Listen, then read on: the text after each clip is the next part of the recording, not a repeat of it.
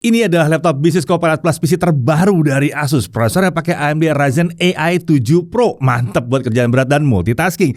RAM-nya 32GB DDR5 5600 dan masih bisa di-upgrade. Storage-nya pakai SSD dan langsung 1TB. Jadi super lega.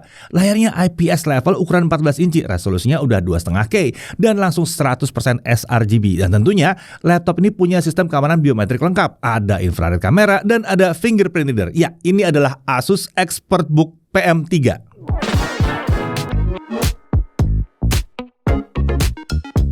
Ya, sebelumnya kita udah pernah review ya ExpertBook P3, tapi yang ini beda. Ini adalah varian terbarunya yang pakai prosesor keluaran 2025. Jadi hardware-nya juga jelas yang terbaru.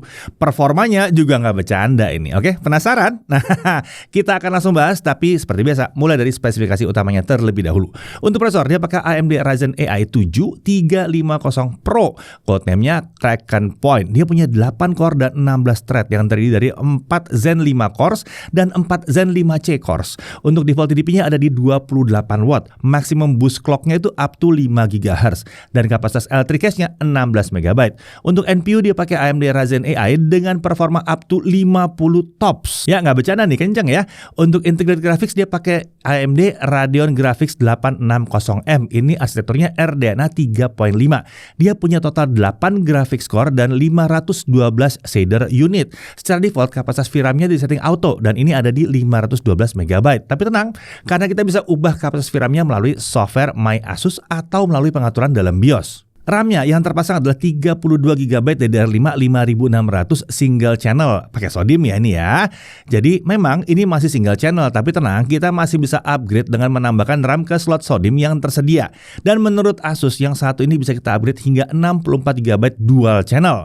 Nah, untuk storage-nya 1TB ini udah lega banget ya, udah puas sih harusnya. Nah, kalau masih kurang, tenang karena ExpertBook PM3 ini punya satu slot M.2 tambahan lagi. Jadi bisa dipakai buat nyimpen data kerjaan. Ini lega banget ya kalau kita mau nambah lagi SSD-nya ya. Nah, menurut Asus kita bisa pasang SSD total hingga 3TB. Jadi super lega. Untuk konektivitas wireless dia pakai Realtek 8852BE. Ini udah support Wi-Fi 6 dan Bluetooth versi 5.4. Untuk kapasitas baterai lumayan besar juga di 70 Wh. OS-nya pakai Windows 11 Home ya yang satu ini. Nah, untuk form factor ini adalah clamshell atau laptop klasik. Sementara materialnya dia pakai chassis aluminium.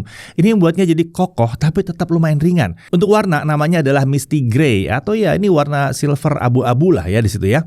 Nah, untuk desain ini masih terlihat mirip seperti ExpertBook P3 yang pernah kita review sebelumnya. Desainnya simple, profesional dan khas ExpertBook yang cocok dipakai untuk kerja formal tentunya. Di area bawah touchpad terdapat semacam cekungan yang mempermudah kita kalau kita ingin membuka layarnya. Nah, di bagian cover atas terlihat ada logo Asus ExpertBook yang ukurannya kecil di sini ya. Ya, tentunya saat ini diklaim sudah lolos uji ketahanan standar militeri ya di Military Standard 810H dengan 24 tes pengujian yang disesuaikan dengan skenario kehidupan sehari-hari. Nah, oke, untuk dimensi. Panjangnya 31,2 cm, lebar 22,71 cm dengan ketebalan di 1,8 cm. Untuk bobotnya, laptopnya aja ada di 1,38 kg dan chargernya di 268 gram. Jadi total bobotnya kalau dibawa-bawa dengan charger adalah 1,65 kg. Oke, untuk layarnya dia pakai IPS level panel ya dengan ukuran 14 inci. Resolusinya WQXGA, tepatnya 2560 x 1600 pixel. Aspek rasio jadi 16:10. Refresh rate ini asik nih ya. Ini bukan yang 60 Hz biasa. Ini udah langsung 144 Hz. Dipakai buat scrolling dokumen jadi makin terasa smooth nih visualnya ya. Nah, menurut Asus tingkat kecerahannya ada di 400 nits dengan color gamut 100% sRGB. Nah, kalau dari pengujian kami, tingkat kecerahan maksimalnya ternyata bukan 400 nits, tapi bisa mencapai 454 nits ya. Lalu untuk gamut coverage ada di 98,4% sRGB dengan gamut full lebih 110,7% sRGB. Nah, kita bisa temukan mode profile warna di software My Asus ya. Kalau kita ubah ke mode vivid, nah hasilnya gamut coverage jadi 99,3% sRGB dan gamut volume di 115,4% sRGB. Ya, jadi hasilnya memang dekat-dekat dengan 100% sRGB. Hasilnya layarnya memang jadi cocok mau dipakai buat nonton, mantep nih ya. Atau diajak content creation kelas profesional juga udah bisa. Nah, untuk permukaan layar ini matte atau anti glare. Jadi ini nyaman digunakan karena nggak banyak pantulan bayangan yang mengganggu. Nah, untuk engsel layarnya ini bisa dibuka hingga 180 derajat. Ini akan mempermudah saat kita ingin menampilkan isi layar ke lawan bicara tanpa perlu muter laptopnya lagi ya. Nah, tentunya engsel seperti ini juga akan meminimalkan kemungkinan kerusakan pada engsel saat layar nggak sengaja terdorong. Layarnya punya screen to body ratio di 86%, jadi bingkai kanan kirinya tergolong tipis dan untuk bingkai atas memang agak sedikit tebal karena ada kamera di area itu. Nah, untuk kameranya ini resolusinya adalah 1080p atau Full HD dan sudah dilengkapi dengan privacy shutter untuk meningkatkan keamanan dan privasi penggunanya. Tentunya karena prosesor laptop ini sudah dilengkapi dengan NPU, kamera juga sudah mendukung fitur-fitur Windows Studio Effects seperti background blur, auto framing, dan eye correction. Kameranya juga sudah dilengkapi dengan fitur yang biasa ada di laptop bisnis ya, seperti webcam watermark yang bisa menampilkan kartu nama di webcam saat kita sedang meeting. Lalu untuk mikrofonnya ini terletak di samping kanan kiri kamera ya, dan ini sudah dilengkapi dengan fitur AI noise cancelling yang dapat diakses melalui software My Asus. Nah, untuk kualitas kamera dan mikrofonnya kurang lebih seperti ini. Ya, sekarang saya sedang di studio untuk menguji kualitas kamera dari Asus ExpertBook P3. Di sini saya menggunakan lampu studio, jadi pencahayaannya lumayan terang dan hasilnya videonya juga cukup terang ya. Di sini ketajamannya juga oke dengan noise yang minim. Dan sekarang saya sedang di luar untuk menguji kemampuan mikrofon dan noise cancelling dari Asus ExpertBook P3 yang satu ini.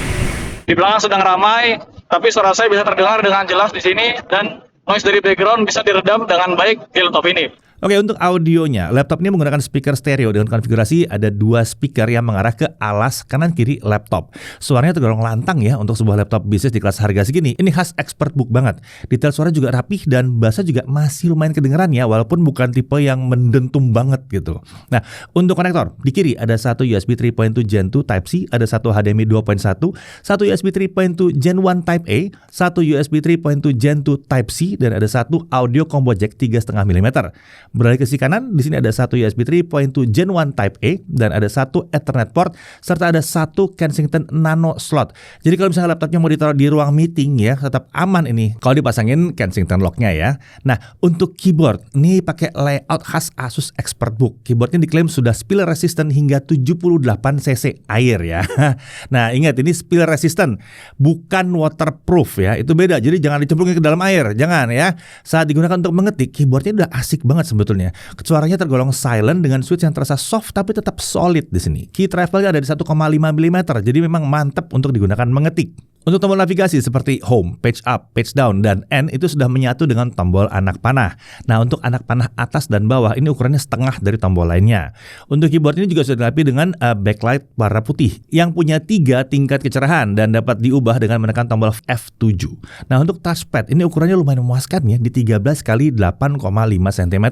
Letaknya cenderung center to body, jadi memang agak sedikit melebar ke kanan dari tombol spacebar-nya. Di sini tidak ada tombol khusus untuk klik kanan dan kiri, tapi tentunya ini sudah pakai Windows Precision Driver. Oke, untuk sistem keamanannya, karena ini adalah laptop bisnis, laptop ini punya banyak sistem keamanan. Beberapa diantaranya misalnya sistem keamanan biometrik yang berupa fingerprint reader yang terintegrasi dengan tombol power, dan ada infrared kamera yang sudah mendukung Windows Hello. Lalu dia juga punya chip keamanan Trusted Platform Module atau TPM 2.0 yang menyimpan kunci enkripsi secara aman sehingga data di SSD lebih sulit dibuka saat dikombinasikan dengan fitur BitLocker. Lalu laptop ini juga sudah mendukung Microsoft Pluton Security Processor, prosesor keamanan bawaan yang terintegrasi dengan CPU untuk melindungi kunci enkripsi. Lalu dia punya BIOS Self Recovery di mana BIOS-nya dapat melakukan recovery secara otomatis saat gagal melakukan update BIOS tanpa perlu membawa laptopnya ke service center. Dan ada banyak lagi yang lain ya tentunya. Nah, untuk sistem pendingin, laptop bisnis satu ini menggunakan sistem pendingin aktif yang diberi nama Asus ExpertCool dan ini diklaim mampu menghandle TDP hingga 45 watt. Sistem pendingin ini terdiri dari satu buah kipas dan satu buah heat pipe, intake udara dari bawah dengan exhaust ke arah belakang. Desain exhaustnya dibuat khusus agar sistem pendinginnya dapat bekerja dengan optimal bahkan saat layar laptopnya ditutup ya. Nah, untuk software pendukung, di laptop ini terdapat software AI Expert Meet yang dapat mendukung produktivitas penggunanya saat meeting. Fitur-fiturnya misalnya ada AI Meeting Minutes yang berfungsi untuk melakukan transkrip percakapan saat meeting atau transkrip file hasil rekaman. Lalu ada AI Translated Subtitles yang berfungsi untuk melakukan live translation subtitle dari audio yang berjalan di laptopnya. Memang yang satu ini masih belum tersedia dalam bahasa Indonesianya sayangnya ya.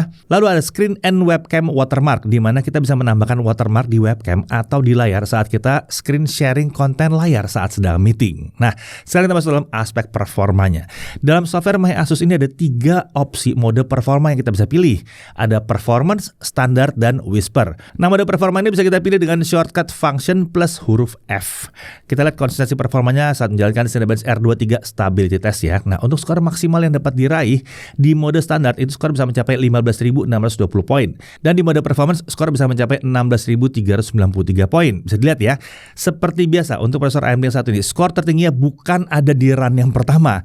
Sedangkan untuk skor yang bisa dipertahankan, di mode standar skor ada di kisaran 13.700 poin. Dan untuk mode performance, skor dapat bertahan di kisaran 16 ribuan poin. Nah, kita tes lagi ya, tapi sekarang tidak nyolok ke charger. Terlihat skor ada di kisaran 12.900 sampai 13 ribuan poin. Oke, untuk suhu kerjanya. Di awal pengujian suhu sempat bertahan di kisaran 100 derajat Celcius, tapi kemudian turun dan bertahan di kisaran 95 sampai 97 derajat Celcius. Memang terlihat agak tinggi, tapi ingat ini adalah Cinebench yang membebani prosesor 100% terus-menerus tanpa henti selama setengah jam. Nah, kalau untuk kegiatan lain seperti editing video ringan, main game, atau kerjaan lain yang memang biasa dilakukan di laptop seperti ini, suhunya akan lebih aman. Selain itu kita juga bisa gunakan mode performa lain ya kalau memang suhunya terasa agak tinggi. Oke, langsung aja kita lihat kalau kita pakai Adobe Premiere Pro sisi 2025. Kita pakai video yang 2 menit 7 detik seperti biasanya. Hasilnya untuk 4K 60 video export software only butuh waktu 8 menit 28 detik. Kalau pakai GPU acceleration butuh waktu 9 menit 7 detik. Sementara untuk 1080p 60 fps video exporting software only butuh 1 menit 46 detik, dengan GPU acceleration butuh 2 menit 27 detik. Nah, suhu kerjanya untuk melakukan 4K 60 video exporting suhu CPU dari kisaran 73 sampai 82 derajat Celcius. Nah, jadi masih aman dong ya. Lanjut ke DaVinci Resolve 19.1. Ini adalah software video editing kelas profesional, tapi ini versi gratisnya. Video masih sama yang durasi 2 menit 7 detik ya. Untuk 4K 60 video export butuh waktu 16 menit 32 detik. Sementara untuk 1080p 60 fps video export butuh waktu 4 menit 20 detik. Nah, untuk suhu kerja ya pada saat exporting video yang 4K 60 tadi, di awal prosesor itu suhu tertingginya ada mencapai 90 derajat Celcius, tapi kemudian bisa turun dan bertahan di kisaran 70 sampai 80 derajat Celcius saja. Oke, untuk CapCut bagaimana? Nah, video masih sama ya, durasinya 2 menit 7 detik. Untuk 4K 60 itu butuh waktu 5 menit 51 detik, sementara untuk 1080p 60 fps butuh waktu 2 menit 45 detik. Suhu kerjanya pada saat melakukan 4K video export, CPU itu ada di kisaran 85 sampai 90 derajat Celcius. Oke, ya memang ini laptop bisnis ya, tapi harusnya masih bisa diajak main game juga, dan hasilnya kurang lebih seperti ini.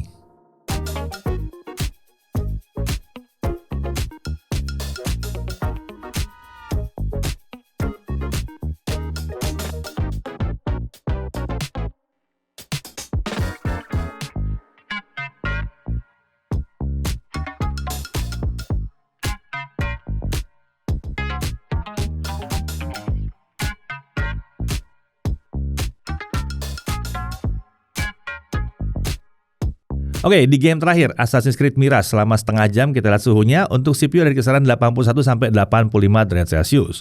Nah, untuk suhu permukaan, titik terpanas ada di pojok kanan atas dekat lubang pembuangan udara yang mencapai 50 derajat Celcius. Tapi tenang, karena ini wajar ya. Dan area ini kan kita nggak sentuh kalau kita lagi main game. Nah, untuk area permukaan keyboard, suhu tertingginya ada di sisi kiri keyboard di 39 sampai 41 derajat Celcius. Untuk area tengah ada di 38 sampai 40 derajat Celcius, dan di area kanan ada di 29 sampai 31 derajat Celcius. Area pamres aman. Pamres kiri di bawah 34 derajat Celcius, dan pamres kanan ada bahkan di bawah 30 derajat Celcius. Oke, sekarang kita lihat kecepatan SSD-nya. Kita dapatkan kecepatan bacanya ada di 6.328 MB per second dan tulis di 5.581 MB per second. Emang sih nggak nyampe 7.000 ya, tapi ini sudah level-level laptop gaming sebetulnya ya. Lanjut untuk daya tahan baterainya. Seperti biasa kita set brightness di 150 nits dan volume di 25%. Refresh rate layar tetap di default 144 Hz. Lalu untuk mode performa kita set ke defaultnya yaitu standar. Hasilnya saat digunakan untuk local video playback resolusi 1080p, baterai baru habis setelah 14 jam 45 menit. Ya, ini memang bukan daya tahan baterai terbaik untuk laptop bisnis yang pernah kami uji, tapi ini udah lebih dari 12 jam. Jadi harusnya udah bisa dipakai lah ya buat kerja dari pagi sampai sore. Oke, sekarang kita lihat kecepatan chargingnya. Setengah jam pertama baterai terisi 52%. Ini termasuk kencang ya, dan ini setara dengan 7 jam video playback sebetulnya. Untuk mengisi dari kosong sampai penuh hanya butuh waktu 1 jam 40 menit. Ini termasuk durasi pengisian baterai yang cukup kencang untuk sebuah laptop thin and light, apalagi baterai besar di 70 watt hour. Oke, untuk harganya, karena ini adalah laptop bisnis, jadi memang harganya nggak fix ya, karena laptopnya dapat dikonfigurasi sesuai dengan kebutuhan ya, kebutuhan pemesannya tentunya. Tapi untuk varian Ryzen 7 ini harganya akan mulai dari kisaran 18.299.000.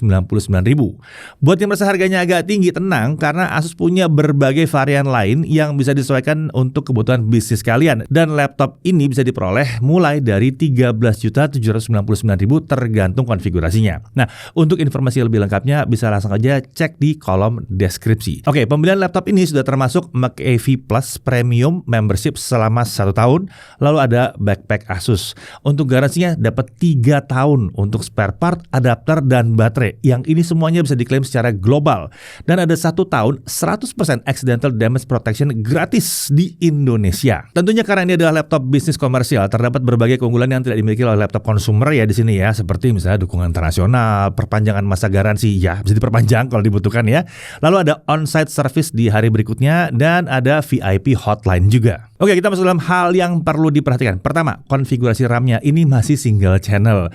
Tapi udah langsung lega, langsung 32 GB DDR5 5600. Jadi kalau dipakai buat kerja, ngetik dan lain-lain ya, mau buka banyak tab di Chrome, ini masih aman banget sih sebetulnya. Nah, kalau mau di-upgrade juga masih bisa karena ada 1 slot SODIMM yang kosong. Kemudian untuk daya tahan baterainya sebetulnya ini masih ada di bawah harapan kami untuk laptop kelas harga segini. Tapi ya nggak terlalu jauh sih di bawah harapan kami. Dan yang terakhir, kalau dipakai untuk pekerjaan yang bebannya membebani prosesor saja, memang suhunya terasa agak tinggi kalau performanya kita pentokin. Ya tapi solusinya udah ada ya, kita taruh aja di performance yang standarnya aja. Nanti suhunya tidak akan setinggi itu. Dari sisi menariknya, performanya ini kencang banget ya, pakai AMD Ryzen AI 7 350 yang punya 8 core 16 thread untuk multitasking jelas lancar. Butuh kerjaan berat pakai CPU juga aman di sini. Editing foto atau video aman ya. Kalau mau lancar banget sih pakai CapCut sini ya, kenceng ya. Gaming tipis-tipis juga masih bisa kalau misalnya lagi bosan kerja atau butuh penyegaran gitu ya. Storage-nya ini langsung super lega. Kalau kurang juga kita masih bisa nambah tanpa perlu ganti SSD yang terpasang. Layarnya punya resolusi 2,5K, refresh rate 144 Hz, jadi smooth waktu dipakai. Color gamutnya juga udah langsung 100% sRGB, jadi bisa dipakai buat content creation. Konektornya juga lengkap, butuh kerja dengan banyak monitor, nambah 3 monitor pun bisa di sini. Kemampuan noise cancellingnya ini juga cukup rapi. Sistem keamanan biometriknya lengkap, ada kamera infrared dan ada fingerprint sensor juga. Durasi chargingnya juga kencang banget ya, setengah jam udah lebih dari separuh terisinya. Bahkan dari kosong sampai penuh nggak nyampe 2 jam di sini ya. Garansinya juga langsung 3 tahun dengan berbagai keunggulan after sales yang tidak dimiliki laptop konsumer biasa. Jadi Asus ExpertBook PM3 yang ini cocoknya buat siapa sih? Ya jelas ini untuk pemilik bisnis UMKM yang butuh laptop kelas bisnis mungkin ya, dengan performa kenceng. Jelas ini bisa banget dipertimbangkan. Atau butuh laptop kelas menengah yang performa prosesornya seperti laptop kelas atas. Cocok banget yang satu ini. Untuk pebisnis individu yang butuh laptop buat kerja, ngetik-ngetik harian tapi juga bisa dipakai buat main game tipis-tipis mungkin. Ini bisa ya. Atau mau dipakai buat editing foto, video full HD, ini juga cocok ya. Layarnya juga udah 100% sRGB. Intinya, kalau dicari adalah sebuah laptop bisnis kelas menengah dengan performa super kencang dan layanan purna jual kelas atas, Asus ExpertBook PM3 ini layak untuk dipertimbangkan. Saya Didi Irfan, Jaga Dipu TV.